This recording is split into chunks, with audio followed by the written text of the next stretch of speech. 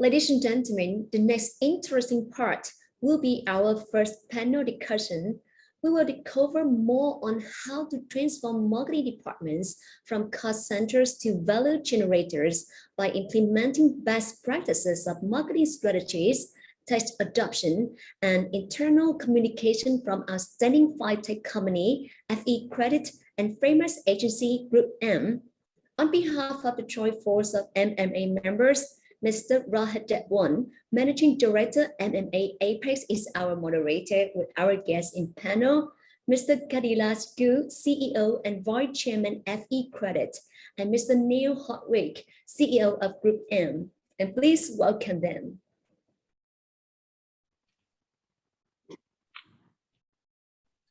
Good morning, everybody. Welcome to the MMA Impact Vietnam Virtual Day 2. Our topic today is about advertising and how the modern era of marketing, the new rules are being established. The topic that we are discussing in specific is from cost center to value generator. How are we looking at marketing becoming a value generator in the new age of advertising and marketing? With the support of MarTech, with the support of technology, almost everything now is measured in this world. So how are marketers, how is the industry on the whole looking at marketing as a function? In the past, there was a common saying, 50% of advertising cannot be measured, or where does the 50% of the ad dollar goes? But that's no longer true. Every cent can be measured, especially with digital playing a very important role in that. And with MarTech and the advent of MarTech, that is going to become increasingly common even in the other spheres of advertising, whether it's out of home, whether it's billboards, cinema, etc., etc. So with me, I have a couple of very esteemed guests joining me today. We have Kalidas Ghosh, who's the CEO and Vice Chairman of FE Credit. Welcome to the show, Kali. Thank you, Rohit. It's a pleasure and a privilege to be here as always. Thank you. Thank you for your support. And Neil Hardwick, who's the CEO of Group M Vietnam. Neil is in London doing this showcase with us. Welcome. It must be early morning for you. It's not too early, and I'm still working roughly on Vietnam time, so I do start very early in the day. It's great to be here, and thank you for the invitation. Thank you so much for joining. We always welcome your support, and it's a pleasure to have both of you on this panel. My objective of getting this panel organized was really to help answer some of these questions that have been nagging the industry for a while. And both of you are esteemed, learned professionals in this business.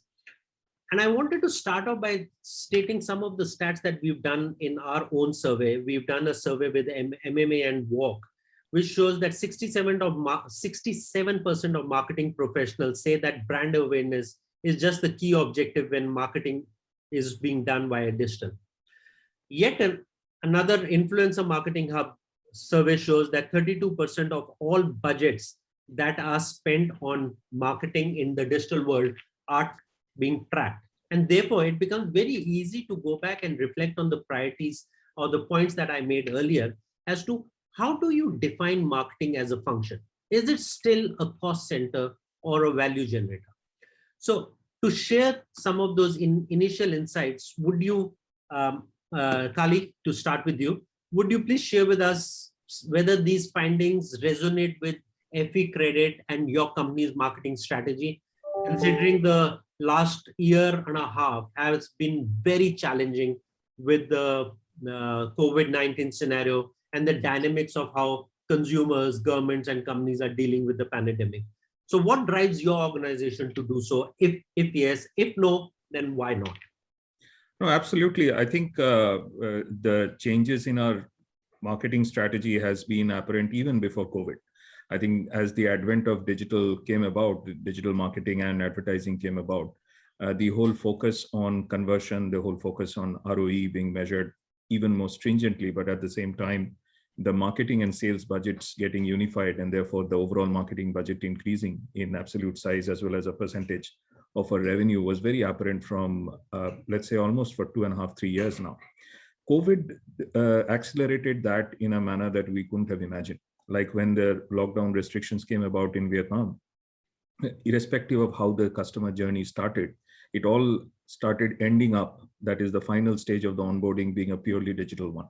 So in effect, 100% of our customers were getting onto a digital platform as a part of the onboarding process, which was unthinkable before, because we always felt if we are to impose, this will become a restriction and we will lose volumes. But this was, the necessity is the mother of invention. So the requirement arose and we responded to it. And when that happened, when 100% of your customers are on a digital platform, like a mobile app in a device held in their palm, the whole marketing aspect, the aspect of marketing undergoes a sea change. The opportunities for personalization, the opportunities for reaching out to a customer in a particular context, as opposed to in a generalized, noisy, lost in a noise kind of mode, suddenly became apparent for us. So now maybe over the course of the discussion, we can talk about some of the efforts we are undertaking to be more contextual, more personalized, present at the points of consumption, so omnipresent at points of consumption. And that obviously, when we see the benefit as management team, we are able to allocate more and more budget in a more measurable way to advertising and marketing, especially on the digital mode. Okay, thank you for that. Neil, do you resonate with this from an agency perspective, from an industry perspective? Is this something that you're seeing across all your clients, whether more digital savvy like Epic Credit, or more the new age brands like the e-commerce stores compared to the brick and mortar brands? How do you see this distinction being done? Yeah, I mean, I think firstly, I separate out the concept of marketing versus advertising. We talk about marketing in the same sentence as advertising, but they're not the same thing. Many organizations are actually marketing led because they're, what they create is basically produced from marketing as a concept. That they're, the logic of creating products that consumers already want is marketing. But we're more specifically talking about advertising and measurement and how we reach customers. And your quote about 50, I know 50% of my money is wasted, I just don't know which 50%. But that's where we get on to what we've really just been talking about, which is COVID has been, in a way, a unique experiment.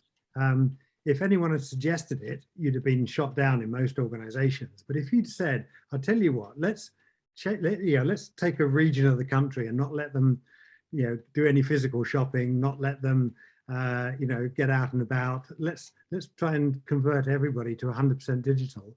It would have been a really interesting experiment to do. Now, we didn't plan it, but we've worked through it and we've lived with it now in multiple geographies around the world. And what we're seeing is some really interesting outcomes, because we've created a world in which the physical interface with a brand has often disappeared and the digital interface has become vitally important. And some organizations were clearly better prepared in terms of not knowing that COVID was coming, but had already made a significant step towards a more fully integrated digital world than others. And if you take away the non-e-com element of your sales process, I actually think that it's shown how vitally important sort of advertising and connections to consumers are, because if you take away the unknowns of physical sales through brick and mortar and 100% focus your sales process through a digital platform or two, then you can start measuring really accurately who's buying what and from where. And I think it also has been really interesting to understand that balance between the own.com sites and brand.com sites versus e-commerce sites, and being able to track and measure that sales process has become a wonderful experiment that we've learned a huge amount from. So I really like the way you said marketing and advertising is not the same, and marketing-led organizations are starting to deliver more results. And you also said it happened so that in the current dynamic, there were certain organizations which were more prepared for this digital change that has. Does that mean the brick and mortar companies, which were traditionally not prepared, have actually struggled? Or is it something that they need to relearn and re-engage with the audience in a different manner? Because they will never be able to compete with an e-commerce player otherwise. No, and I don't think it's either or. I think that there are varying degrees, and I think that you know, I mean, just take a kind of bit of a silly example, but you know, I've been able to drink coffee the whole way through lockdown. Coffee's not been an issue, but boy, do I want to go and sit with a bunch of friends in a coffee shop and actually have a physical coffee in a physical location. So the ability to order online and have delivered is all well and good, but it doesn't, you know, it depends on the industry you're in, but certainly in many industries, the need to go and physically look at and play with, whether that's new technology in an Apple store, or whether that's, you know, going to sit in a coffee shop with your friends and actually have a coffee and talk with each other in person, is going to be, it's continually integrated into the process. And you know, yes, some brands have had to really catch up on some of the parts that they were already missing. And I think it's quite clear. We know we have a range of clients, some of whom are sort of here in preparedness and some of whom were sort of further up in preparedness. And those that weren't as advanced have had to catch up pretty quickly because they've had one element of the sales process pulled away from them. And the other element has become all powerful for a period of time. But you know, you can catch up quite quickly. You can learn very quickly, but it needed to be done. The question now is, of course, once we start reopening, is you need to then readjust to a world where it isn't all online. So you know, we've sort of gone through a bit of a roller coaster. But certainly there were some brands and some organizations who were very much more advanced because they were already a long way down that digital sales process. Yeah, I could carry on for a while, but I won't keep talking too much. Sounds good. And on that point, Kali, one of those companies is Epi Credit, which was way advanced than the other financial segments of financial sector companies in the business, especially in Vietnam and other parts of Southeast Asia. And therefore, to what Neil said, it is not easy for others to catch up and catch up quickly. And so how do they actually end up doing that? And does that make it a level playing field? So that's one part of the question. But more obvious to that is, how does then profitability and competitive responsible growth for an advanced brand like yours, which is far ahead in the growth curve, stimulate consumer consumption for you guys? And if it does, what does that mean for the others? Yeah, I think so. There are, I would probably split my response into three segments. The first of all is, look, I mean, I'd probably not be able to generalize it across industries, but for the finance industry, we are often a wraparound, right? We are basically more of an enabler in the process of e-commerce or in the process of transaction trade. For us, what was very important for us, and which we did even pre-COVID, that helped us during the COVID period, is to be able to be prepared for conducting or being embedded in the customer's journey in a seamless manner, so that finance is not seen as a interruptional process, but is more a part of the journey itself. And that required a significant change on our technology platform, creating a digital core in layers, which is able to interface with any form of customer interaction medium, whether it's a social media, e-commerce, or a simple mobile app, to be able to conduct processes on our side, which would enable us to offer our products and services to the customer seamlessly within the customer's journey on the e-commerce or ride hailing or any form of online business. And that's something which took us almost 2-3 years and a significant amount of investment. And many even internally would question, but now that we have reaped the benefits of it, I guess those doubts are put to rest. Then when COVID came and the transaction value or the transaction volume automatically started getting pumped up because of the circumstances, we were not only able to service the customers, we started gaining benefits of what we had invested, but we also found an opportunity in this increased volume to collect the data, understand customer psyche, understand customer behavior, and better tune our products. So that was an additional augmented opportunity that we got. Sorry, And I do want to draw you back to the earlier part of the question is, how does marketing play a role in doing all this? And how did your marketing team actually enable all this conversation between all the segments of the business? so at the back end, there were obviously work being done by the risk and the IT teams together to make sure, I mean, we are in the business of taking risks. So we got to make sure each and every decision of ours that we are going to take. And in this case, obviously, we won't have any human intervention. Somebody may decide to buy a mobile phone at midnight where we are not, physically present. So we got to make a completely digital platform that is able to take those decisions automatically. At the back end, there are involvement of technical experts, but in the front end, it's purely a marketing expertise in understanding consumer behavior and the counterpart, our partner's journey or customer's journey on our partner's platform. That is, I guess, the most important one. At what point, like, for example, if you look at the subtle difference between credit card and BNPL, it is BNPL which is actually advertised as a financing option upfront. For the purpose of the audience, what is the full form? BNPL is buy now, pay later. In 1990, when Citibank launched credit cards in India, they said buy now, pay later. Okay. And 30 years later, you see BNPL exploding on the world stage and billions of dollars of value being Not paid. everybody is aware of it, nor was I. So I just wanted to clarify.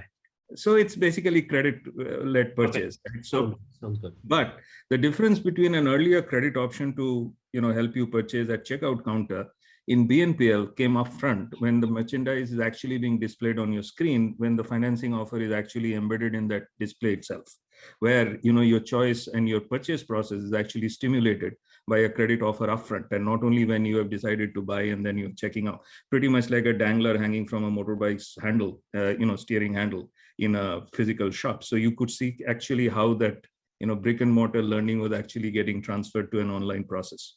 And so we had to be prepared with all those platform at the back end, but marketing orientation, consumer behavior, knowledge about consumer behavior in the front end, and also very deep interaction with our partners.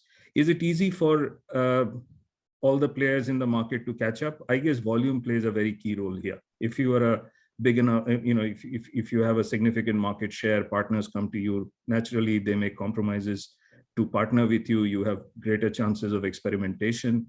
And when you have larger volumes of data, you're able to kind of take better predictive decisions to increase your volume. So, success breeds success, so volume breeds more volume in that sense. And that is not actually for everybody to catch up unless you start early and unless you have relevance in the marketplace. So I guess that would make a distinction in future. It's always true. The first mover advantage is always something that has to be gained on, and if you leverage it well, there's always an opportunity to grow on it.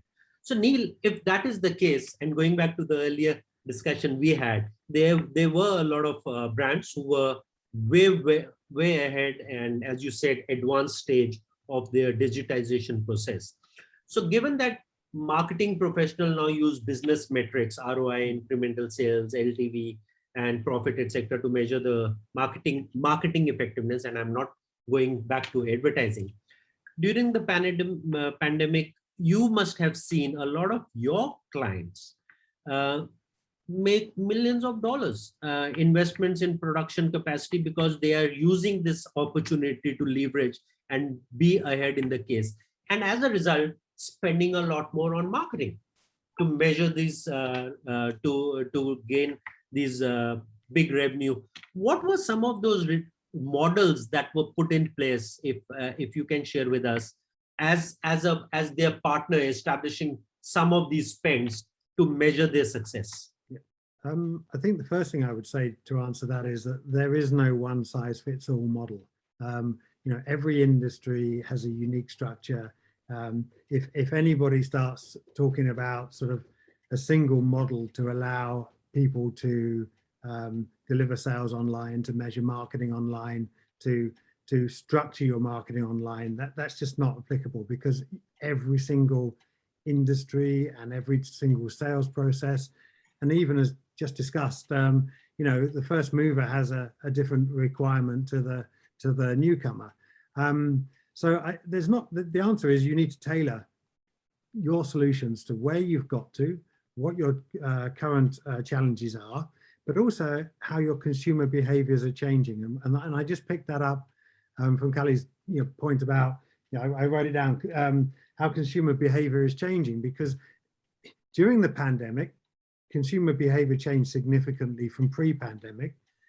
And I can tell you right now that in a week's time or 2 weeks' time, consumers' behavior will change again post-pandemic. And I know you have to be really careful. The pandemic isn't over, but that shortish period of extreme lockdown has, if that doesn't come back, consumers aren't going to go back to behaving as they did before, in terms of their travel patterns, in terms of the way they spend, in terms of the way they look at brands.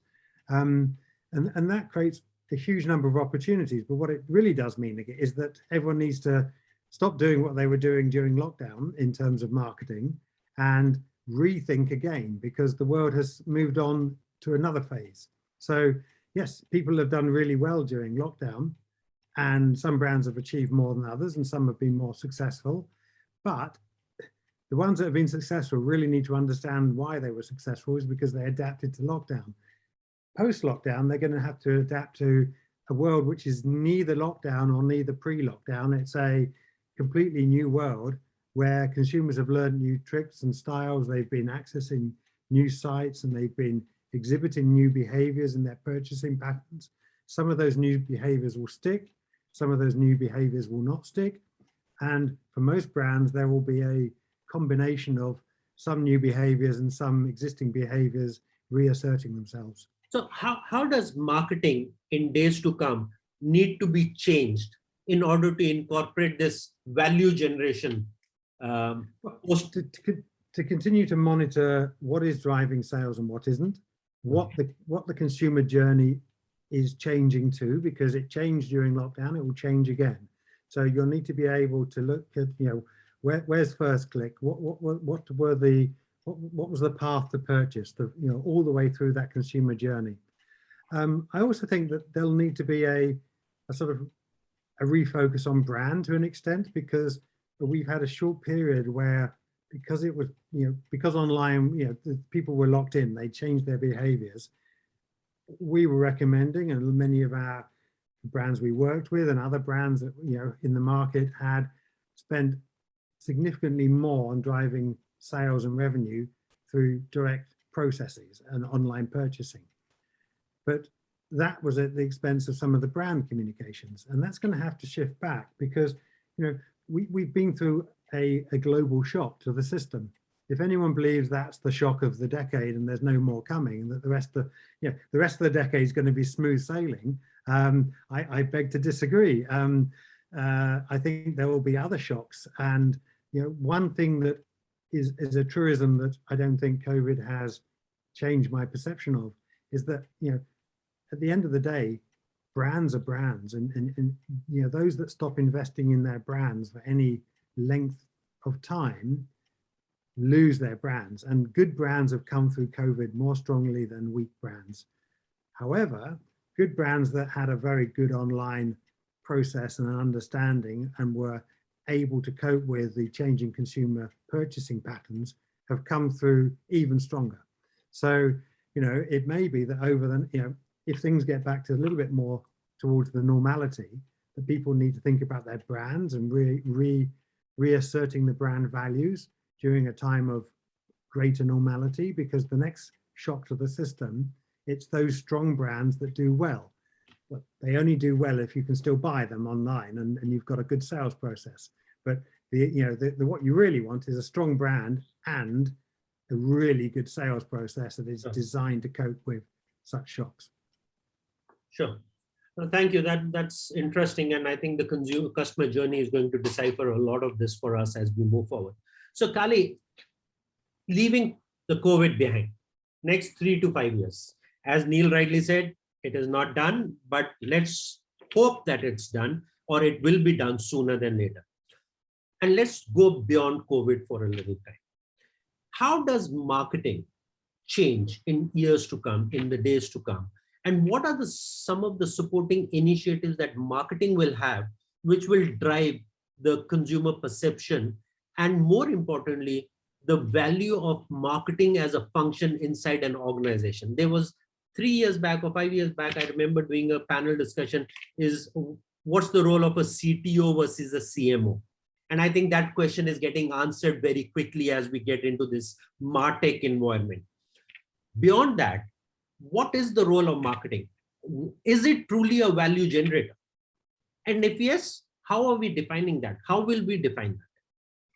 Yeah, so the answer is a resounding yes about marketing being a value generator, and we already seeing it. In a post-COVID world, it does look like that we have to wait for, or we have to be very watchful of another set of changes. It's not a unidimensional, unipolar change, as Neil also mentioned, of customers continuing to behave in the same way that they behaved during the pandemic. When the physical stores open, when the physical world, so to say, opens up, people have opportunity to have a physical interaction when they choose to, but they have a completely digital experience of this pandemic period that has just gone by.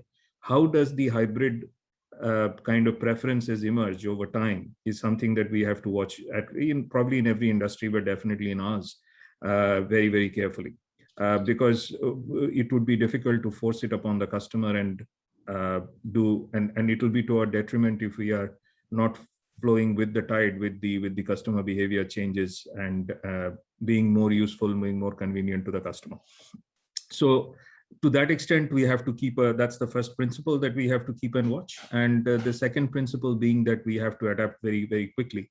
And we might find that omni-channel experience itself will come much more relevant, because somebody may have actually studied, experienced, and even decided on a mobile phone, but actually wants to walk into the store next door to actually have a look and feel of the product that they are buying or the service they are trying to experience. So to that extent, it could become a bit complex as well.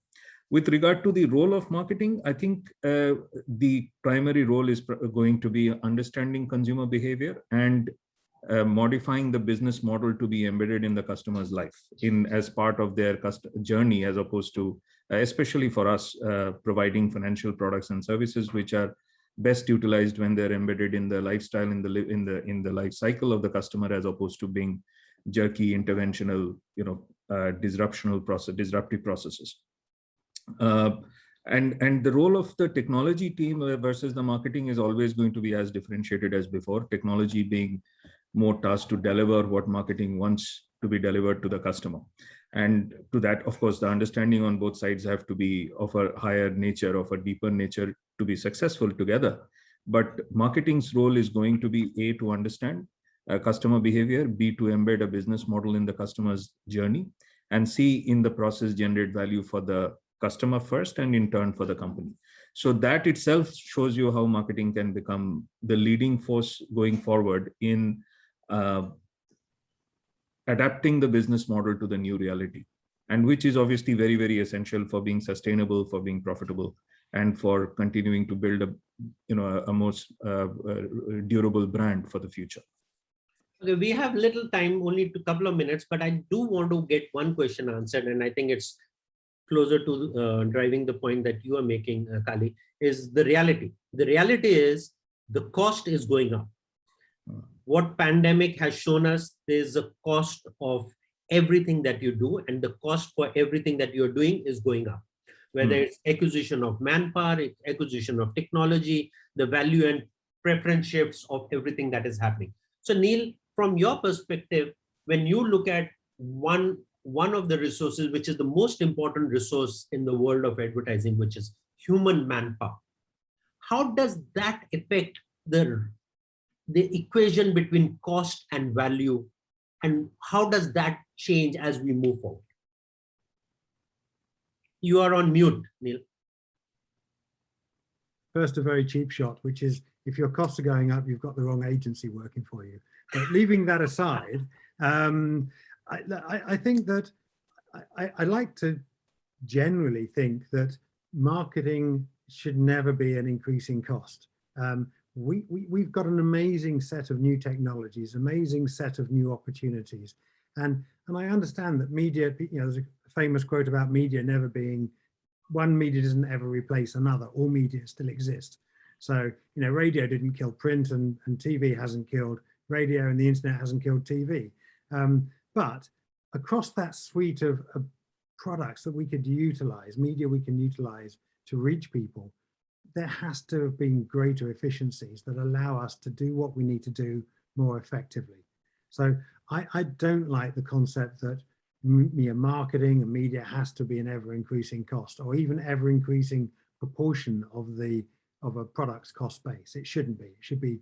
We should be creating efficiencies, and we should be creating, you know, greater delivery for less money. And often we are, but it's not always the case. I understand that, but we should be aiming to achieve that. Secondly, look, we're seeing huge leap forward in terms of the technology that's available, the use of AI, the use of programmatic, and there's still a lot of pushback. And if there's one thing that I hope the difficulties of the last year and a half has helped us to achieve, that is that we've been able to relook at things in a way that will allow us to be more efficient and effective going forward. That we will use less people because our programmatic thinking and approach to reaching consumers has got better. Our understanding of the media we can use and the way they mix together has got better. Our optimization understanding and our optimization software have got significantly better. And I think some of those sort of legacy concerns around the use of you know, programmatic, the use of you know, we talked about influencers. I mean, you know, utilizing an influencer platform to manage influencers and actually measure them, you know, rather than the influencers being a Wild West part of the media mix where no one knows who's achieving what and which influencers are actually having which audiences, and if those audiences are even real. A decent influencer platform will allow you to measure that, to optimize it, and then to monetize it by amplification. And that suddenly takes your, you know, whatever you're spending today on influencers, if you put it through a proper platform that's run by a, you know, that's been developed, it will actually probably allow you to spend the same amount of money, but amplify your reach by 4 or 5 times. And that, you know, we've all got case studies on how to achieve that. So, you know, I like the idea that marketing can be, if not a smaller part of the cost base, a more efficient and effective part of that cost base. And that's not about reducing the FTEs or the, you know, the agency fee particularly. It's about being more efficient and effective. Thank you for that. And we are almost out of time. So I want to take this opportunity to thank both you, Neil and Kali, for your valuable time. I know it's not an easy topic to start off early in the morning, but I'm sure it was something that the audience will take a lot of valuable inputs from. At the end of the day, we all know and recognize that marketing is truly the value generator. And some of the points that you guys made, I've kept a couple of notes, and I think I just want to summarize by saying the future is a hybrid future, as Kali was mentioning. It is not going to change whether it's pre or post pandemic. Hybrid is the way to go. Brand is a brand, and you need to continue to invest in that, because if you don't do that, the marketing is not going to yield the value that it should. And the new customer journey is continuously evolving, aided by marketing tech. And that is going to prove to be more and more efficient and should not increase a lot of costs for marketing, but add more benefit from that. So summarizing that as the 3 key takeaways for the audience. Once again, thank you so much for your time, and we appreciate you making the support for MMA. Thank you. Have a good day. Pleasure. Thank you. Thanks very much. Thank you.